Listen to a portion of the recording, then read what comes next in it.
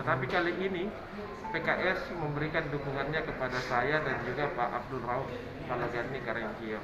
Oleh karena itu tentu ini menjadi kekuatan baru, semangat baru bagi saya dan Pak Wagub.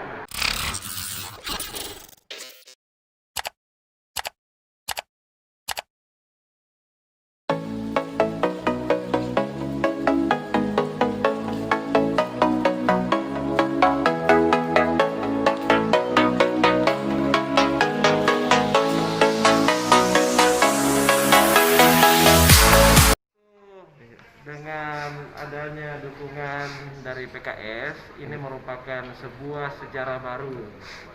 Kenapa saya katakan sejarah baru? Karena baru kali ini PKS itu berada pada barisan keluarga Yassin Limpo di Kabupaten Goa, khususnya di Pilkada Kabupaten Goa.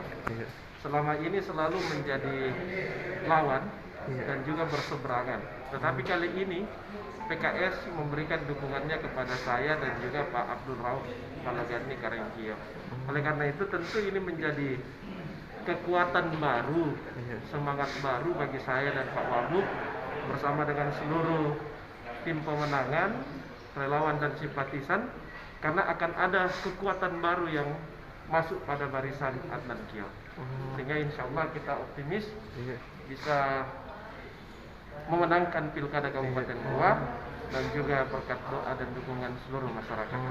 Kalau dengan kota kosongnya sendiri?